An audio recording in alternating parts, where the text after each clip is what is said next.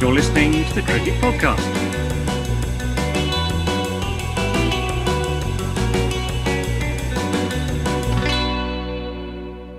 We want to talk really briefly about England's selection for the Test team. Yes, please. Yes, please. Can we just go onto the 100 website, search top run scorers, and then go, oh, who should we pick out of this? And then go, why if we David Malan? Well, we'll go with David Malan again. Well, who's got the lowest strike rate? I just want to point out you don't want to do that because for some reason they've not been updating who has taken the most runs, or who has taken the most wickets and who has scored the most runs. So that information is, yeah. I don't know why, but it is inaccurate. One job. It is. Look, times are tough at the ECB, Fast, and they've just not been able to train that hamster to both pick a Test team and update the website for the 100 at the same time. And the hamster, it's failed. It's failed at both.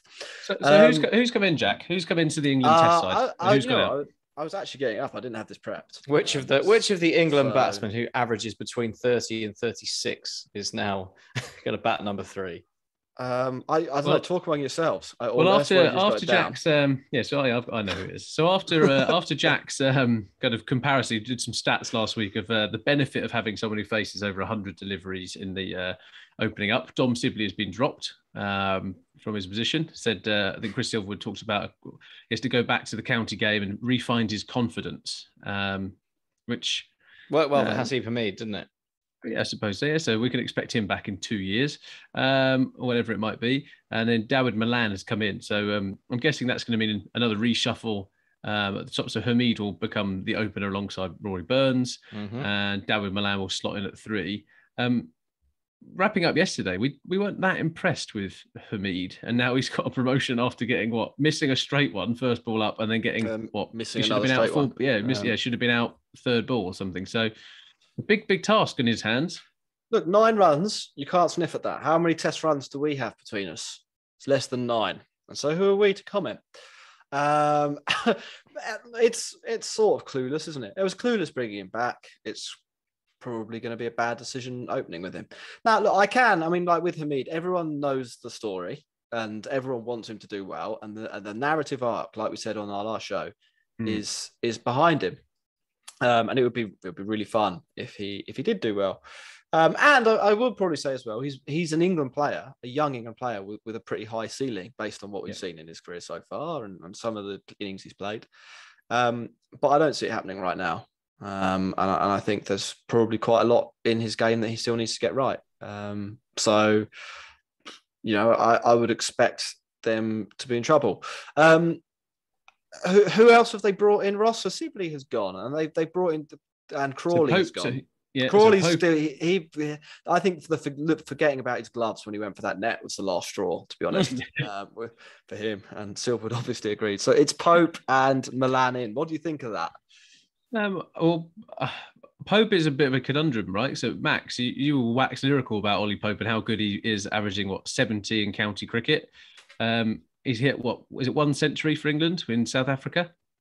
He's disappointed in the England shirt. He is young. He is young, but he is disappointed in the England top, isn't he?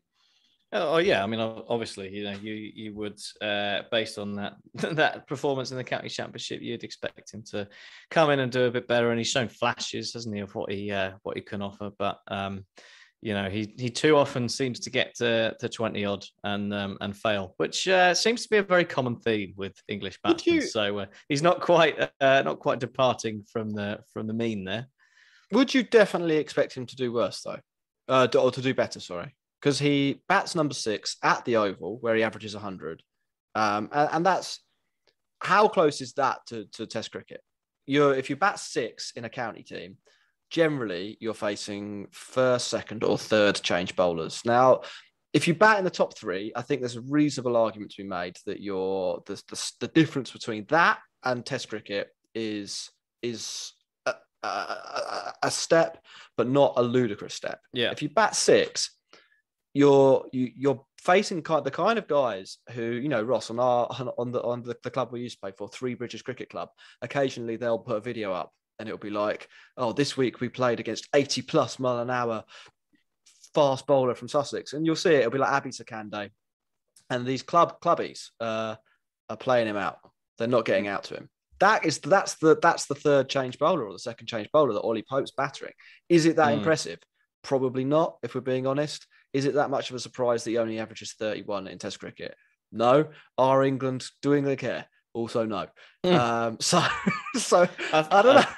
it's a fair argument, and I think it's the kind of thing where you say, all right, go back to Surrey and bat 3 or 4, and then if you're still doing it, definitely should bat 3 or open the batting.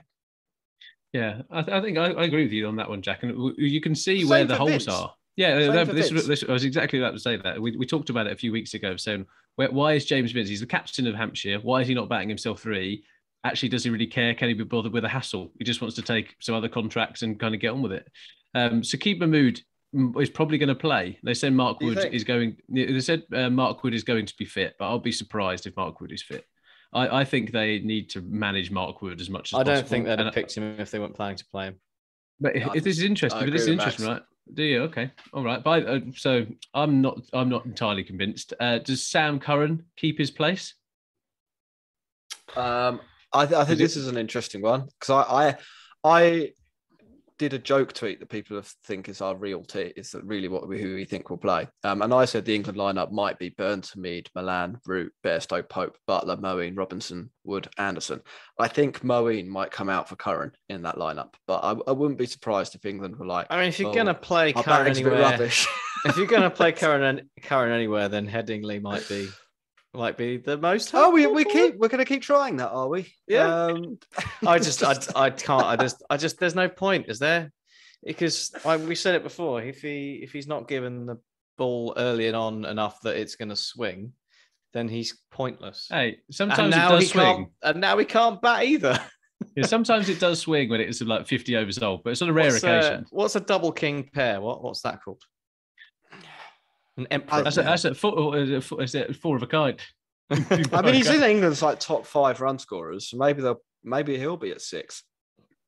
Maybe. Yeah, maybe. Yeah, but no, that'd be very England, wouldn't it? Get a king pair and then get promoted up the order.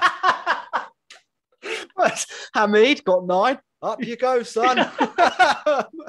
Yeah, the old Peter principle, isn't it? You're failing upwards. Runs in Sibley. And yeah. Imagine they did that. Imagine they selected Sibley and was like, you go bat at 7. we'll see out the rest of the game. Yeah, but the older ball, you can do that, mate. Anyway. I mean, I don't really hate the dropping of Sibley. I mean, as much as I think he probably has a future for England.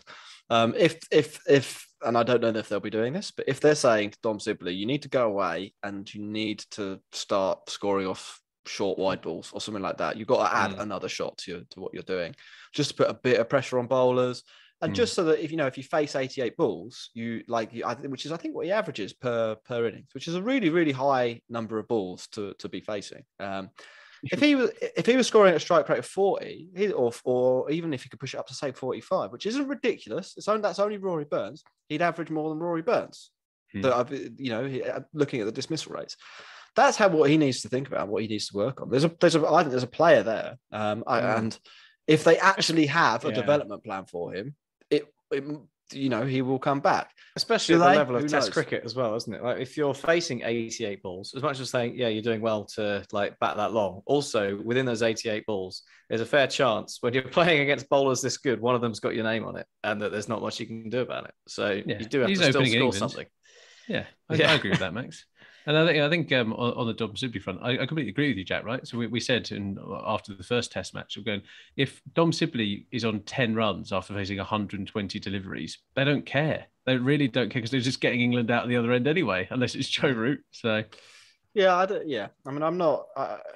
If he was averaging 40 at a strike rate of 30, like BJ Watling, it would be fine, but he isn't. So it probably does. You do actually have to put some runs in the proverbial bank. You can't all just be the secondary stuff that you do.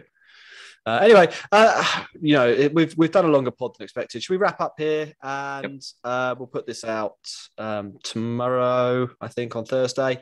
And we'll get back together after the weekend, I think, to chat about the conclusion of the 100 and preview the third Test at Headingley. Well, thanks very much for listening.